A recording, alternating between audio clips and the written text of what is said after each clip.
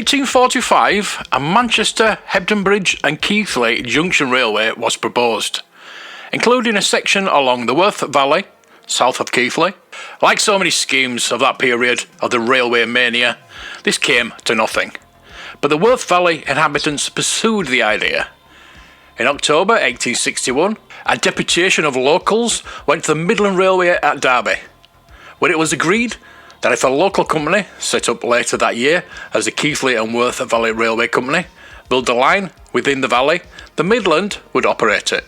An act was passed in 1862 and work began 2 years later, although it was the 15th of April 1867 before the 4 3/4 mile line opened to the public after a delay of many months due to the washing away of 40 yards of embankment near Denhams.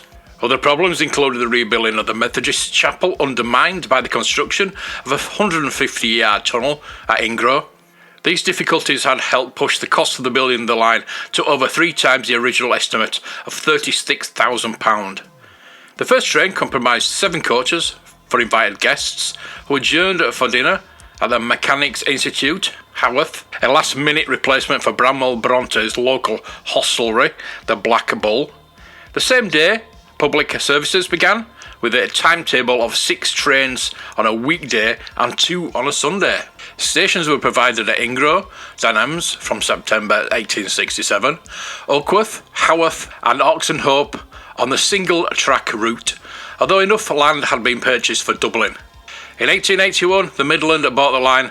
By 1910, services had increased to 16, to 18 weekday trains and 7 on Sundays. The Sunday service ended in 1947 and Denham Station closed 2 years later.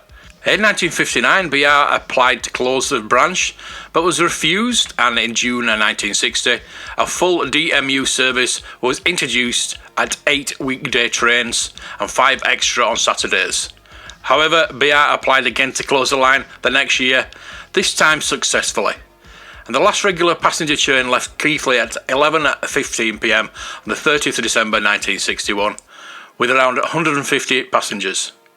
Good services lasted another 6 months, by which time moves to preserve the line were well underway.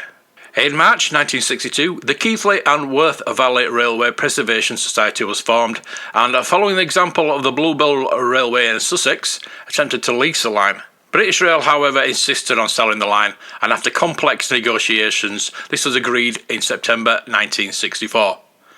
After many delays, passenger services resumed at last on the 29th of June 1968, with a USA 0-0T number 30078 and an XBR 2-6-2T 4121.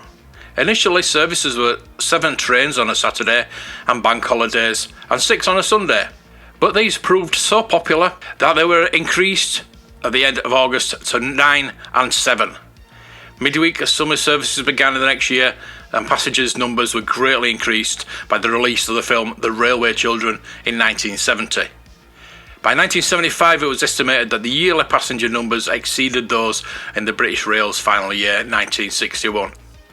Today, the line continues the pattern of weekend trains throughout the year and daily services in July and August, in school holiday weeks in February, May and October, and at Easter, Whitsun and Christmas.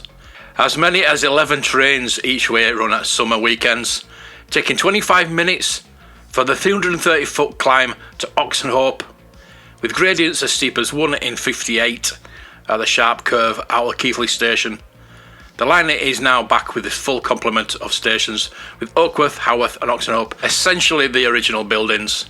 Ingro, however, is a replacement, while Denhams also lost its original building and now is a former Checkers Hut from Keighley Goods Yard.